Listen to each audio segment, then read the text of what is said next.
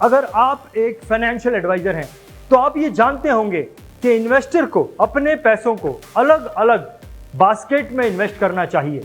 अब इसके पीछे लॉजिक क्या है, ये कैसे काम करता है, ये कैसे होता है, इसे बताने के लिए, इसे बहुत ही मजेदार तरीके से बताने के लिए अब आने वाले हैं मिस्टर रॉनी फर्नांडिस।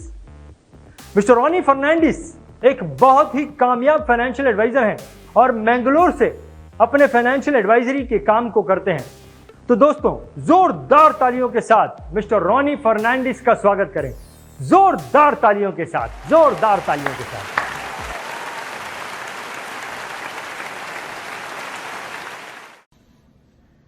नमस्कार दोस्तों, आज फिर आपके सामने एक अलग ही टॉपिक पर मुलाकात। आज का टॉपिक है मेरे दोस्तों, don't put all your eggs in one basket. आपका सभी अंडा एक ही बास्केट में मत रखो। चलो, मेरा प्रोफेशन में जो भी मैं क्लाइंट के साथ जाता हूं, मिलता हूं, वो टाइम में जो भी मेरा एक्सपीरियंस है वो आपके सामने शेयर करने के लिए मैं आपके सामने इधर खड़ा हूं। बहुत से बार मेरा क्लाइंट के साथ मैं जब भी बातचीत में या डिस्कशन में बैठता हूं, अलग अलग प्रॉब्लम सामने आते हैं। बहुत से बहुत जो भी उसका पहले किया हुआ इन्वेस्टमेंट के बारे में बातचीत करते हैं, जो भी उसका डूबा हुआ पैसा के बारे में बातचीत करते हैं, जो भी जिसने उधर लगाया, शेयर मार्केट में लगाया, रियल एस्टेट में लगाया और बैंक में लगाया, जो पैसा वापस नहीं मिला, जो पैसा डूबा, उसके बारे में ज्यादा से ज्यादा बातचीत करते हैं। हाँ दोस्तों, ये आज के दिन में चर्चित करने वाली और डिस्कशन करने वाली बात है मेरे दोस्तों। हाँ, बहुत से बहुत और ज्यादा से ज्यादा मैं एनआरआई क्लाइंट को मीट करता हूं, एचएनआई क्लाइंट को मीट करता हूं।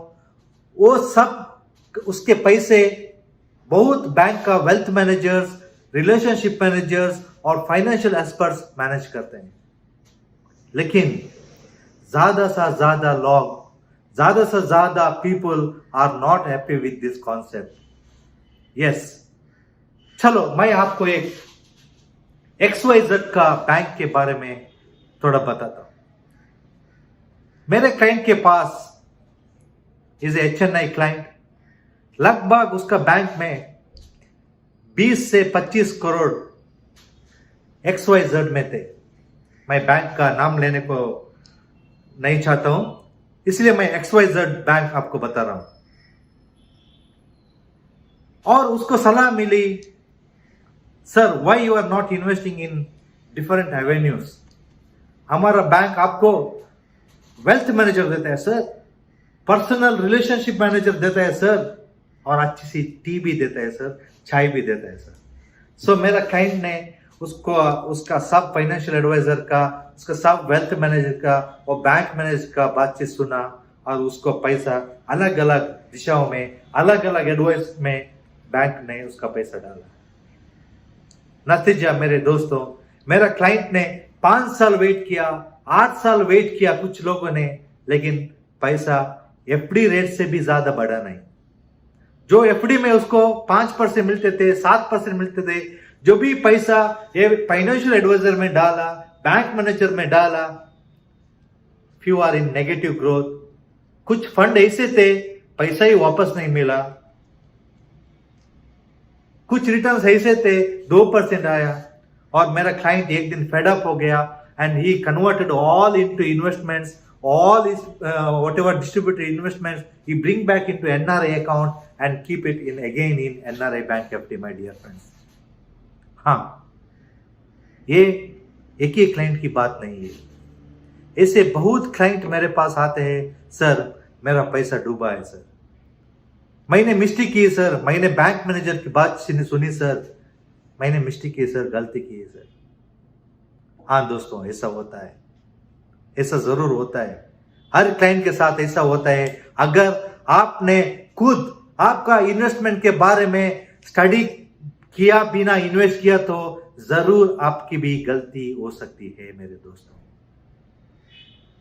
हाँ, मैंने बहुत बैंकर्स को देखा है, बहुत फाइनेंशियल एडवाइजर को जो देखा है, जो क्लाइंट को इतना फैसिलिटी देते हैं, एयरपोर्ट से उसको कार भेजते हैं, जब घर को पैसा भेजते हैं, घर को चेक भेजते हैं, फ्लावर बुके भेजते हैं, केक भेजते हैं, लेकिन ये सब भेजते हैं माय डियर लोगों, एट व्हाट कॉस्ट?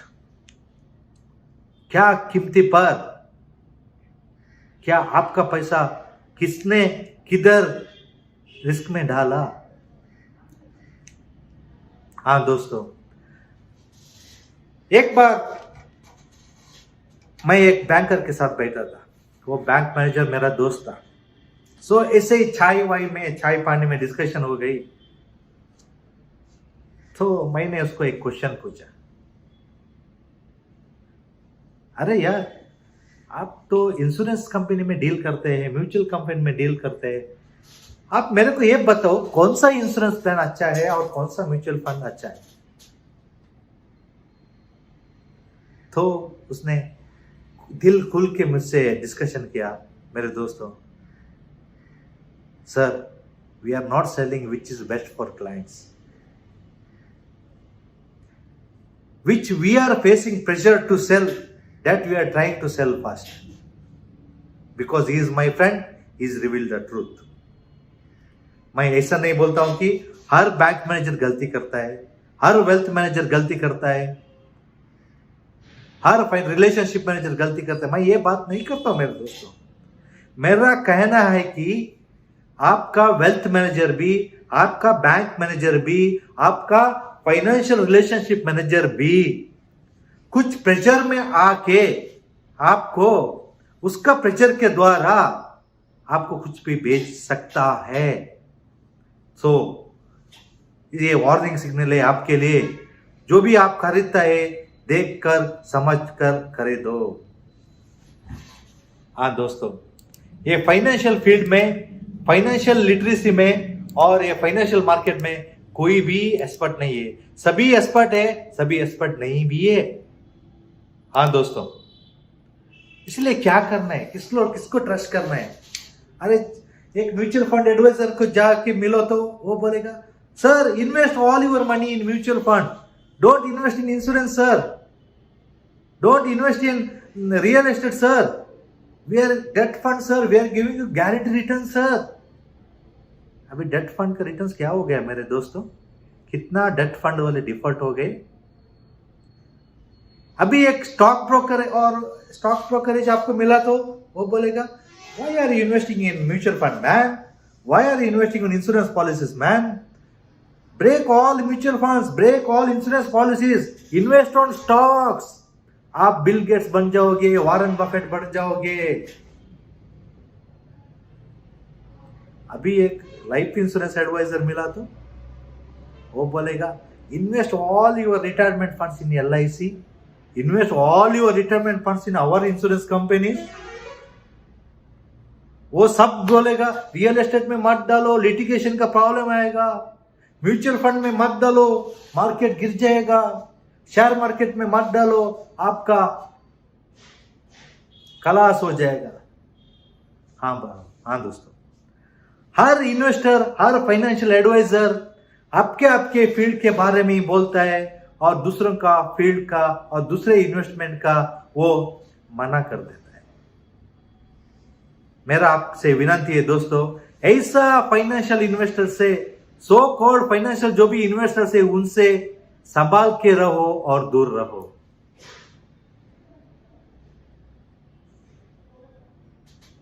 तो किधर रखने का है पैसा? क्या करने का है पैसा? किसको ट्रस्ट करने का, किसको नहीं करने का? सबको सुनने का, कुछ लोगों का ही ट्रस्ट करने का। सुनो, लेकिन ट्रस्ट करने के पहले सोच समझ के करो, स्टडी करो, गूगल में देखो, 10 लोगों से कंसल्ट करो। ऐसा कंसल्ट मत करो कि मेरे को एक एक स्लोगन यार याद आता है। एक मेरा दोस्त को बीमार आ गए, तो वो मेरे पास आया, कौन सा अच्छा डॉक्टर है? तो उसको भाई ने बताया, क्यों डॉक्टर के पास जाते यार, लॉयर के पास जाओ ना। तो उसको गुस्सा आ गया, क्यों ऐसा बोल रहे तो बोला उसको। तो मैंने उसको बोला, अरे दोस्तों, उस दिन जब मैं आपको लाइफ इंश्योरेंस के बारे में समझाने की कोशिश कर रहा था, आप उस दिन मेरे को बताया, I will talk to my CA first, I will consult my CA first, then I will come back to you. So CA is deciding your life insurance concept. CA is deciding your investment concept. If so, why today you are not going to a lawyer for your fever? तो उसको बात समझ में आई। हाँ दोस्तों, कभी भी किस काम पे, किस सेक्टर में आप जाते हो, वो सेक्टर का अच्छे से अच्छे बंदे से मिलो और अच्छे के अच्छे लोगों को पकड़ के आपका इन्वेस्टमेंट का बारे में जानकारी ले लो और इन्वेस्टमेंट कर लो। मैं हमेशा, कभी भी मेरा खुद का इन्वेस्टमेंट है तो, रियल एस्टेट का इन्वेस्टमेंट है तो, मैं 3 से 4 लॉयर से जाके लीगल ओपिनियन लेता हूं और उनसे ही मैं रियल एस्टेट सेक्टर के बारे में बातचीत करता हूं, जो खुद अपना पैसा डाल के सक्सेस हुआ है। कभी भी मैं म्यूचुअल फंड में इन्वेस्टमेंट करता हूं तो जो भी म्यूचुअल फंड का एक्सपर्ट्स है, शेयर मार्केट का एक्सपर्ट्स है, उनसे 10 घंटे 15 घंटे 2 दिन 4 दिन बैठ के बातचीत करके उसके बारे में पूरा स्टडी करने के बाद ही इन्वेस्टमेंट करता हूं। जहां भी मेरे को टैक्सेशन के बारे में समझना है तो उसका बारे में कोई भी जानकारी चाहिए तो मैं हमेशा CA के पास जाता हूं। Sir, this is my investments, this is my capital, this is my loan, how can I manage all those things by paying very little taxes और by saving lot of taxes? ये बारे में मैं किससे बातचीत करना है? CA से ही करना है। तो मेरे दोस्तों, कभी भी जो कोई भी जानकारी चाहिए वो फील्ड का एक्सपर्ट से ले लो। हर फील्ड में हर कोई एक्सपर्ट नहीं हो सकता। अभी मैं आपको म्यूचुअल फंड के बारे में कुछ बता सकता हूं, शेयर मार्केट के बारे में कुछ बता सकता हूं, रियल एस्टेट के बारे में भी कुछ बता सकता हूं, लेकिन मैं एक्सपर्ट नहीं हो सकता हूं मेरे दोस्तों। मैं तो सिर्फ एक्सपर्ट हूं मेरे लाइफ इंश्योरेंस के बिजनेस में, क्योंकि इस धंधे में मेरा लगभग 23 साल हो गया है। ये धंधे में मैं तो एक्सपर्ट ही हूं, हमेशा रहता हूं। इस बारे में तो मेरे को खुद 100% ट्रस्ट कर सकते हो। लेकिन जो भी अलग का इन्वेस्टमेंट के बारे में जो भी बातचीत करता हूं ना, तो आप जरूर क्रॉस चेक करना पड़ेगा। क्रॉस चेक करने का जरूरत है मेरे दोस्तों, नहीं तो आप खुद फंसोगे और आपका पैसा भी ब्लॉक हो जाएगा। चलो दोस्तों, जो भी मैं मेरे प्रोफेशन में जो भी मैं सीखा है आपको बताने की कोशिश करता हूं। मैं साउथ का आदमी हूं, मेरा थोड़ा हिंदी खराब है, इसीलिए माफी चाहता हूं, लेकिन मैं कोशिश जरूर करता हूं जो भी मेरे से जितना होता है आपको समझने की, समझाने की। तो चलो दोस्तों, क्या है ये इन्वेस्टमेंट थियरी? क्या है ये डिस्ट्रीब्यूशन ऑफ इनकम? क्या है ये don't keep your all eggs in one basket? ये तो वॉरेन बफेट में बताया था। बहुत अच्छा स्लोगन है, बहुत मीनिंगफुल स्लोगन है ये। हाँ, चलो मैं आपको थोड़ी सी कोशिश करता हूं ये बारे में बताने की। जब भी आपका पहला इनकम आता है, जो भी आपका पहला सैलरी हाथ में आता है, जो भी आपका पहली कमाई हाथ में आता है, आप क्या करते हो दोस्तों? अभी यंगस्टर से पूछे तो वो बताता, no, when I get my first salary I will give party to all my friends. और दूसरा salary, iPhone is my favourite, I have to buy iPhone. तीसरा salary, I want a motorbike, अच्छा वाला motor bike चाहिए, बड़ी सी 1 लाख का bullet चाहिए। और तीसरा, चौथा, पांचवा, अभी एक कार चाहिए।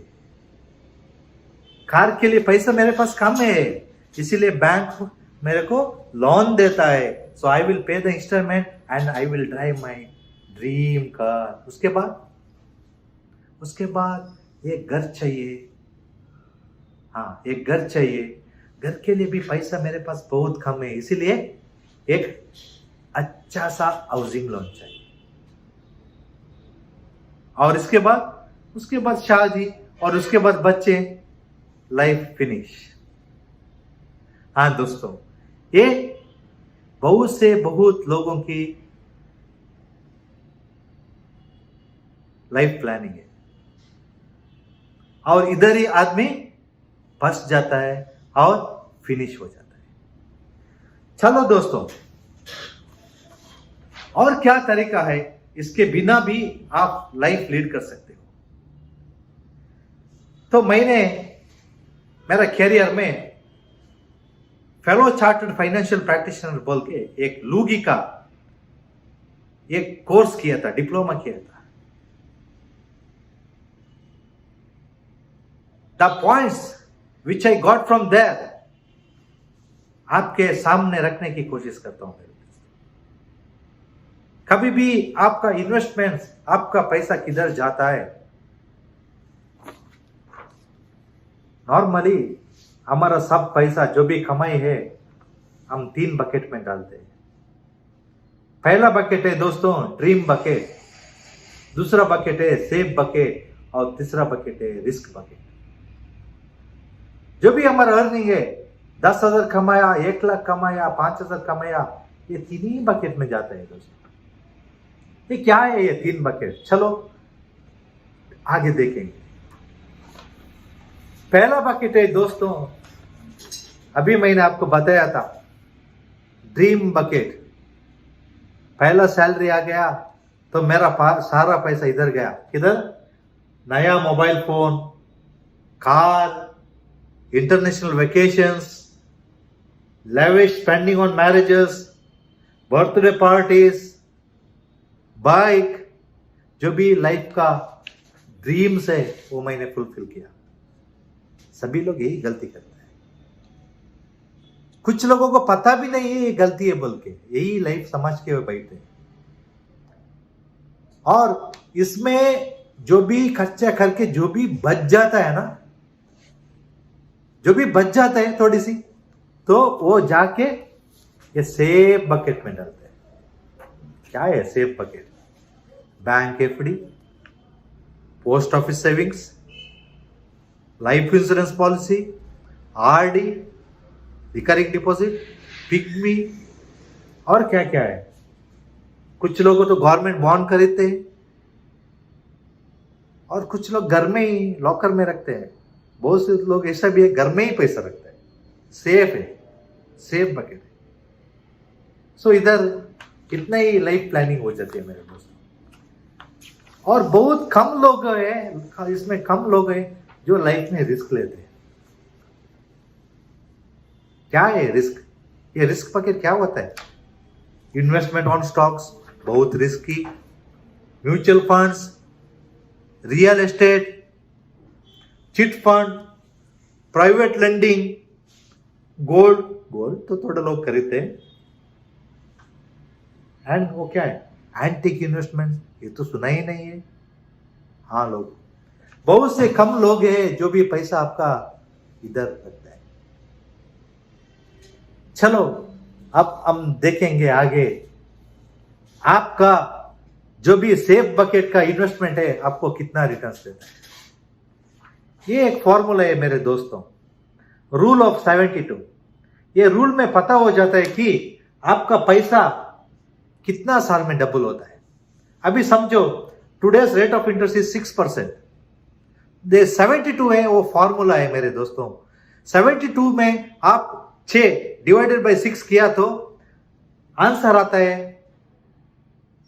12 ईयर्स। 72 minus 6, 12 years. इसका मतलब है 12 साल में आपका इन्वेस्ट किया हुआ पैसा बैंक में डबल हो जाता है। अच्छी बात है ना? अभी कैलकुलेटर पकड़ो और देखो कितना साल में आपका पैसा डबल हो जाता है। और नीचे मैंने लिखा है इन्फ्लेशन। आज का जमाने में, आज का टाइम में इन्फ्लेशन देखा तो इन्फ्लेशन तो 4% 5% तो है। अभी 5% में इन्फ्लेशन में आपका पैसा मार्केट में इन्वेस्ट हुआ तो, सेविंग्स हुआ तो, very interesting thing my friends. 72 divided by 5, 14.4 years. इसका मतलब है हर 14 साल में, हर 15 साल में आपका इन्वेस्ट किया हुआ पैसा का वैल्यू आधा हो जाता है। आपका पैसा तो 12 साल में डबल हो गया 6% में, लेकिन 5% में 14 साल में आपका पैसा जो भी बढ़ा हुआ ना, डबल हुआ, उसका वैल्यू भी आधा हो गया। Then what is the real interest you are getting? 6 minus 5, that means 1%। oh my God, ये तो मेरे को पता ही नहीं था। मेरा पैसा 1% में बैंक में इन्वेस्ट हो रहा है।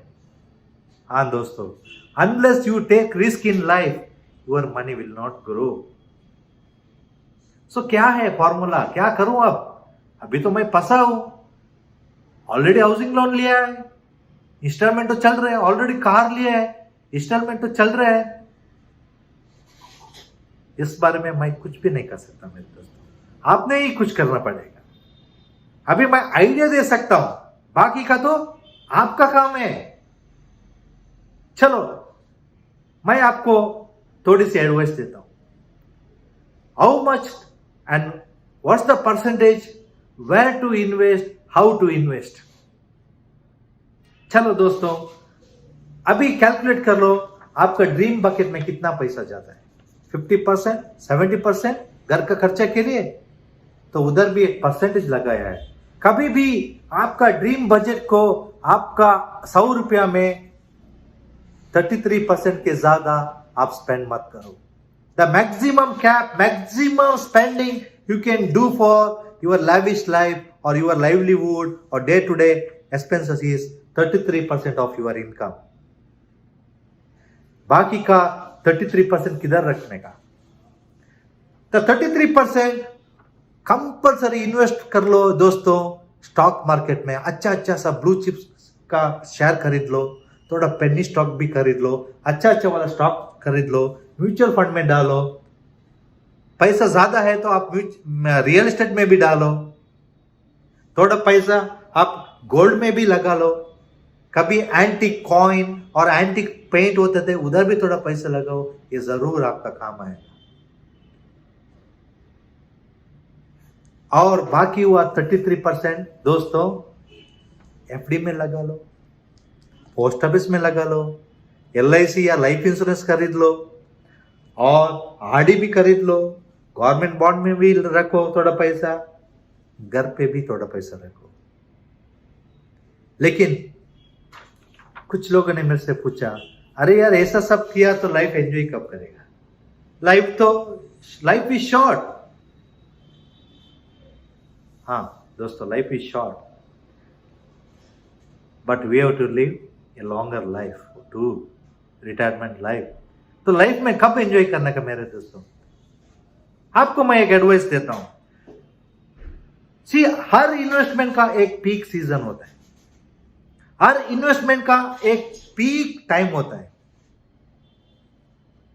कुछ लोगों को मैं ऐसा भी देखा है जो रियल एस्टेट में 10 लाख का प्रॉपर्टी खरीदा था, आज उसका वैल्यू है 2 करोड़ 3 करोड़। कुछ लोगों, कुछ मेरे दोस्त ऐसे भी है 1 लाख शेयर मार्केट में डाले थे, आज 50 लाख हो गए।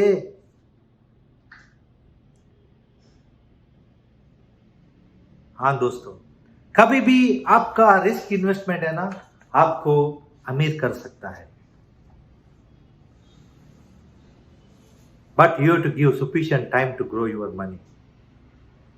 The ideal time for risk investment is minimum 7 to 10 years, my dear friend. हर 10 साल में, हर 12 साल में, हर 7 साल में आपका इन्वेस्टमेंट जो भी रिस्क मार्केट में किया था पीक जाएगा। 1 से 10 गुना दे सकता है, 1 से 5 गुना दे सकता है, लेकिन जब भी 1 से 10 गुना 5 गुना रिटर्न आते हैं ना मेरे दोस्तों, उधर से पटक के वापस आ जाओ, उधर से बाहर आ जाओ, आपका प्रिंसिपल सेव कर लो, जो भी प्रॉफिट आता है उसमें आधा उधर रखो, but always come out from the risk market at right time.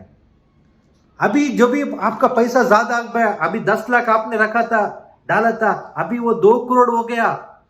Bank में तो 20 लाख होते थे, अभी 2 करोड़ हो गया।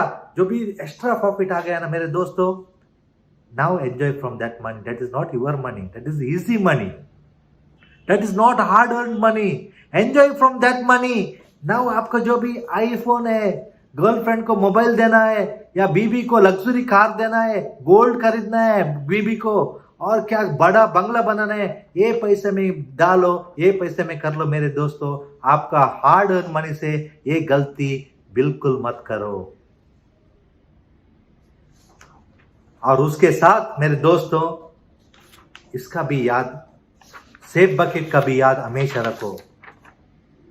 बैंक एफडी भी चाहिए, लाइफ इंश्योरेंस भी चाहिए, और इसके साथ और 2-3 रूल आपको कंपल्सरी फॉलो करना पड़ेगा। क्या है वो रूल? मैंने लिख के रखा है। रिस्क ले लो, रिस्क ले लो बोलता है मैं, है ना? रिस्क ले लो, रिस्क ले लो, लाइफ में आपका पैसा डबल हो जाएगा, ट्रिपल हो जाएगा। कितना परसेंटेज रिस्क लेने का मेरे दोस्तों? उसका भी एक फॉर्मूला है, 100 माइनस यूर एज। अभी आपका साल 40 साल है तो 60% you can take risk. 100 minus 40 60। आपका साल 50 है तो 100 minus 50 50% you can take risk. आपका साल, आपका उम्र 30 है तो 70% you can take risk. This is the formula my dear friends. Don't take risk more than this. 30% is very ideal. This is the max limit I am suggesting you. और उसके साथ मेरे दोस्तों और एक फॉर्मूला है। कभी भी आपका इन्वेस्टमेंट स्टार्ट करते हो ना, तो पहले बार आपका घर का खर्चा कितना है देखो। आपका कभी भी जॉब जा सकता है, कभी भी आपका धंधा डूब सकता है, कोरोना वायरस आ सकता है, फाइनेंशियल मार्केट ऊपर नीचे जा सकता है, लेकिन घर का जो भी खाने का और डेली नीड्स का जो भी खर्चा है ना दोस्तों, ये कभी रुकता नहीं। इसीलिए आपके पास कौन सा भी इन्वेस्टमेंट स्टार्ट करने के पहले 6 महीने के और 6 महीने के नहीं तो 12 महीने के जो भी घर का खर्चा है, वो आपके पास कभी भी इमरजेंसी फंड रहना चाहिए मेरे दोस्त। ये पैसा आपने हमेशा आपके सेविंग्स बैंक में रखने का है। जब भी समझो आपको महीने का 25,000 का खर्चा है तो 25,000 into 6 months, 25,000 into minimum 12 months, ये पैसा आपने हमेशा बैंक में रखने का है मेरे दोस्तों। इसके साथ और क्या क्या करने का है, और क्या क्या चीज आपने ध्यान में रखने का है, इसके साथ मेरे दोस्तों आपने जरूरी इस चीज का याद रखने का, टर्म इंश्योरेंस। लाइफ में कुछ भी हो सकता है, कोरोना आ सकता है, एक्सीडेंट हो सकता है, हार्ट अटैक हो सकता है, लेकिन आपका इन्वेस्टमेंट किधर रहेगा? रिस्क मार्केट में रहेगा, बैंक में रहेगा। आपका फैमिली को तो ये पता भी नहीं चलेगा। तो ऑलवेज आपका इनकम का 10 से 20%, 10 to 20 times minimum term insurance खरीद लो। इसका मतलब क्या है? अभी समझो आपका महीने का इनकम 1 लाख है, तो आपने कितने का इंश्योरेंस खरीदना है? Minimum 20 times. मतलब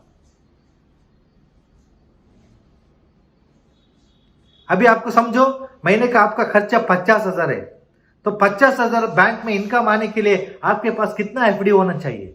1 करोड़। अभी आप सोचो आपके पास 1 करोड़ तो एफडी नहीं होगा, तो अभी कुछ हो गया, आपका फैमिली का खर्चा कौन करेगा? Whether your friend will give, whether your neighbour will give, whether your CA will give. इसीलिए मेरे दोस्तों 50,000 आपका घर का खर्चा है तो कम से कम आपके पास 1 करोड़ का इंश्योरेंस रहेगा। तो 1 करोड़ बैंक में रखा तो महीने का 25,000 इनकम आ सकता है मेरे दोस्तों। इसीलिए टर्म इंश्योरेंस हमेशा खरीद लो। Also don't forget to buy health insurance, because आपकी एक घर में आई हुई बीमारी, एक एक्सीडेंट, आपका जो भी सेविंग्स था वो हॉस्पिटल में खर्चा कर सकता है। Compulsory give attention to this my dear friend. और तीसरी बात, जो भी 33% मैंने आपको बताया, सेफ बकेट में डालो, सेफ बकेट में डालो, बैंक में डालो, इंश्योरेंस में डालो, सेफ बकेट में डालो। ये सेफ बकेट में मेरे दोस्तों मैंने एक इधर लिखा है लाइफ इंश्योरेंस बोल के। मैं तो LIC का आदमी हूँ, LIC के बारे में ही बताऊंगा, लेकिन ऐसा नहीं कि आप LIC में ही रखो पैसा, किधर भी रखो, लेकिन लंबी टाइम के लिए एक आपकी रिटायरमेंट पॉलिसी खरीद लो मेरे दोस्तों। ये बहुत जरूरी बात है, क्योंकि आपका कितना भी आप दिमाग लगाओ, कितना भी एक्सपर्ट हो जाओ, कितना भी एक्सपर्ट का सुनो, corona is all the above. और ऐसी बहुत चीज है, साइक्लोन आ सकते हैं, भूकंप आ सकते हैं, और जो भी आपका इन्वेस्टमेंट है अगले 10 साल के लिए ब्लॉक कर सकते हैं। लेकिन आपकी उम्र नहीं रुकती है मेरे दोस्तों, आपका रिटायरमेंट टाइम नहीं रुकता है मेरे दोस्तों। इसीलिए हमेशा आपका रिटायरमेंट बारी के लिए 20% of your safe saving keep beside and invest in life insurance policy. Why I am focusing and telling in life insurance policy means there is a rule, there is a compulsion to invest in a regular installment and there is a very less liquidity. So आपको option नहीं है बीच में निकालने का पैसा, तो वो habit हो जाता है और आपका रिटायरमेंट के लिए एक बड़ी रकम टैक्स फ्री आपका रिटायरमेंट के लिए मिल जाते हैं मेरे दोस्तों। हाँ दोस्तों, बड़े से बड़े लोग गिर जाते हैं। मैंने दोस्त देखा है, जब मार्केट गिर जाता है, जब कोई पैंडेमिक आ जाता है, बहुत से बहुत सुसाइड केसेस सुनने आते हैं, बहुत से बहुत फैमिली कोलैप्स हो जाते हैं, बहुत से बहुत लोग अब टेंशन में है। My dear friends, if you diversified your investments, if you invest your money in different kind of forms, I mean kind of avenues, कभी भी आपको लाइफ में दिक्कत नहीं होगी मेरे दोस्तों।